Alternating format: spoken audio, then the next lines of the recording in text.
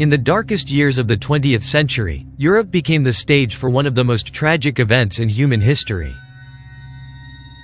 World War II was not only a global military conflict, but also the setting where figures emerged whose decisions meant life or death for millions.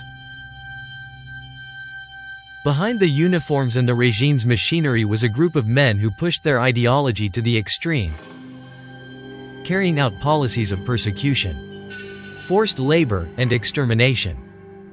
In this documentary, we look back at the most ruthless of them, those whose cruelty went beyond the limits of war itself.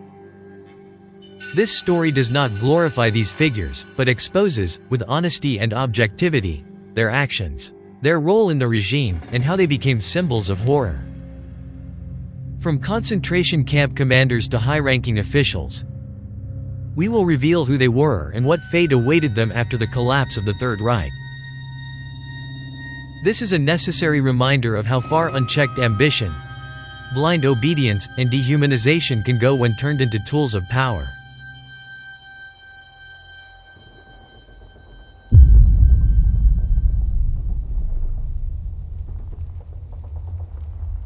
Gustav Wagner, the executioner of Sobibor. Gustav Wagner, born in Vienna in 1911, was one of the most feared officers at the Sobibor extermination camp, in present-day Poland. He served as an SS non-commissioned officer and quickly gained a reputation for his brutality. Prisoners nicknamed him, the Beast, for his violent and unpredictable nature. Wagner was in charge of overseeing forced labor and was notorious for killing inmates without provocation, sometimes as a macabre example for the others. He is credited with carrying out public executions, beatings to death, and showing particular sadism toward women and children. His very presence in the camp was synonymous with terror. After the war, Wagner managed to escape to Brazil through the so-called rat lines, escape networks that helped numerous Nazi officers flee Europe. There, he lived for decades under a false identity until he was tracked down in the 1970s. Israel, Austria, and Poland all requested his extradition, but Brazil refused to hand him over. In 1980, Gustav Wagner was found dead in his home in São Paulo. His death was officially ruled a suicide, though theories persist suggesting a covert assassination. What is certain is that he never faced a real trial for his crimes, and his story became an example of how many perpetrators escaped international justice. Otto Moll, the Lord of the Ovens. Otto Moll, born in 1915, was one of the most cruel officers at Auschwitz-Birkenau. In 1941, he was assigned as a guard, but soon rose through the ranks thanks to his fanaticism and efficiency in carrying out extermination operations. He earned a reputation for being relentless in organizing the mass executions in the gas chambers.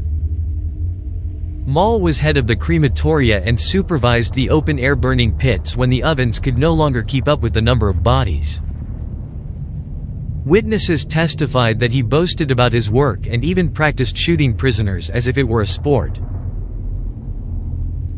His sadism was such that even other SS officers considered him a man without limits. After the liberation of Auschwitz in 1945, Otto Moll was captured by US troops.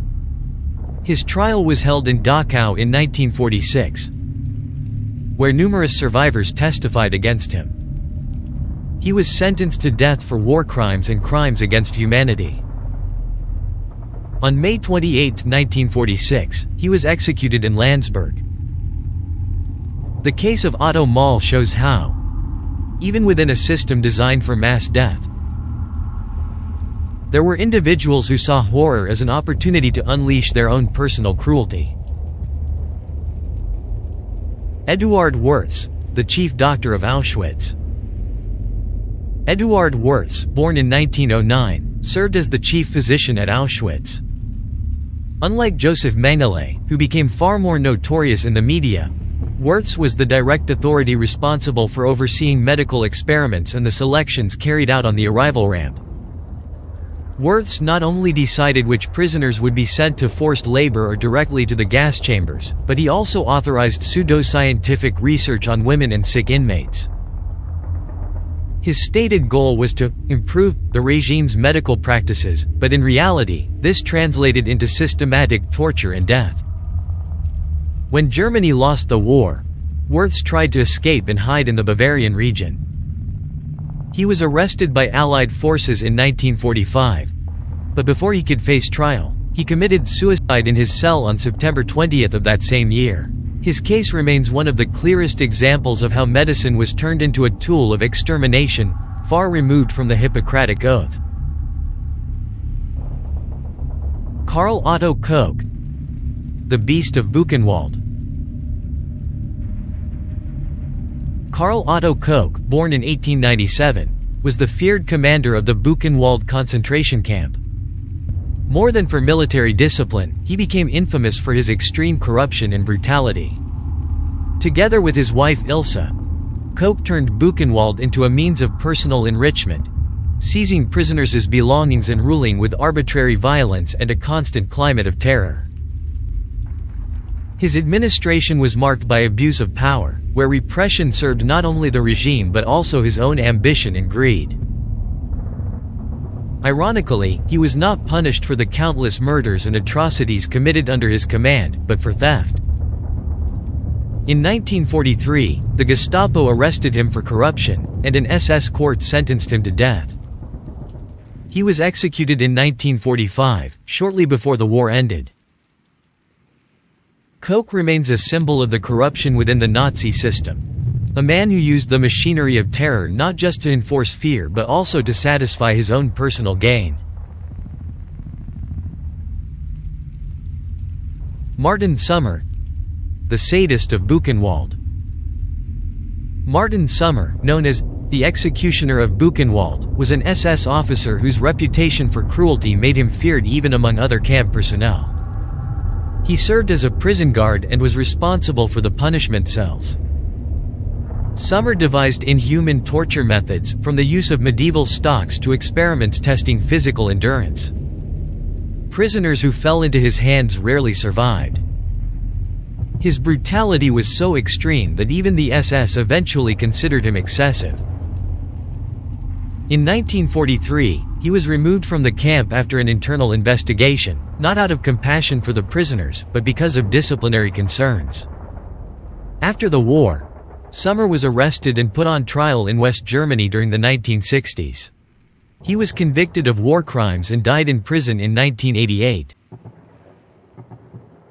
Amon Goth, the Butcher of Plaszow. Amon Goth, born in 1908 in Vienna, was the commander of the Plaszow concentration camp in Poland. His name became synonymous with the extreme cruelty with which he ruled, earning him the nickname, the Butcher of Plaszow. Goth was infamous for his arbitrary brutality. He would shoot defenseless prisoners from the balcony of his villa and exercised power with terrifying sadism. Under his command, the camp became a place of constant death and suffering, where human life had no value. After the war, he was captured by Allied forces, handed over to Polish authorities, and tried in Krakow. He was found guilty of war crimes and crimes against humanity and was executed in 1946. Decades later, in 1993, Goth's figure gained unexpected worldwide notoriety thanks to Steven Spielberg's Schindler's List. The film portrayed him in all his brutality, with Ralph Fiennes delivering a chilling performance that showed the world Goth's cruelty and turned him into one of cinema's most enduring symbols of Nazi horror. Goth represents the lethal combination of fanaticism, sadism, and absolute power, a reminder of just how far the repressive machinery of the Third Reich could go in stripping away humanity. Reinhard Heydrich, the architect of the final solution. Reinhard Heydrich, nicknamed the Man with the Iron Heart, was one of the most feared Nazi leaders. After being expelled from the Navy, he joined the SS under Himmler's command and quickly rose to become chief of the Reich Main Security Office, overseeing the Gestapo, the police, and intelligence operations. Heydrich was the mastermind behind the Wannsee Conference, 1942, where the systematic deportation and extermination of millions of people was planned. Additionally, as Reich Protector of Bohemia and Moravia, he ruled with an iron fist, ordering mass executions and deportations. His brutality made him hated throughout the occupied territories. In 1942, a Czech commando trained by the British ambushed him in Prague. He died a few days later, and the reprisals included the destruction of entire villages, such as Lidice. Heydrich is remembered as one of the most efficient and dangerous Nazi leaders, a man whose career was cut short by his assassination. Joseph Mengele, the Angel of Death. Joseph Mengele, born in 1911 in Bavaria, became one of the most infamous doctors of World War II. He came from a wealthy family and studied medicine and anthropology, specializing in genetics. His career led him into the SS, and in 1943, he was assigned to Auschwitz, where he reached a grim notoriety. There, Mengele became known as the Angel of Death. His main duty consisted of selecting new arrivals. With a simple motion of his hand, he decided who would go straight to the gas chambers and who would be sent to forced labor. His coldness during this process is etched into the testimony of thousands of survivors. He also carried out medical experiments designed to justify racial theories. He was particularly interested in twins, subjecting them to cruel tests, injections of toxic substances, cross-transfusions, unnecessary surgeries, and induced infections. He also experimented on dwarfs and disabled individuals, always without proper anesthesia or consent. Unlike other bureaucrats, Mengele maintained an air of elegance. He was always immaculately dressed, his boots polished, and his manners seemingly polite. That contradiction, refined appearance combined with monstrous acts, made him even more feared. After the collapse of the Reich, Mengele fled using a false identity. He escaped Europe, first finding refuge in Argentina, later moving to Paraguay, and finally settling in Brazil. Despite being one of the world's most wanted war criminals, he managed to evade capture for decades, shielded by networks of sympathizers and using forged documents. In 1979, he drowned after suffering a stroke while swimming near Sao Paulo. His identity was not officially confirmed until 1985, after forensic testing. Mengele went down in history as one of the darkest symbols of Nazism, a doctor who turned science into a tool of torture and experimentation. Remembered as the very personification of cruelty masked by scientific discipline. History remembers their names, but it can never fully capture the magnitude of their evil.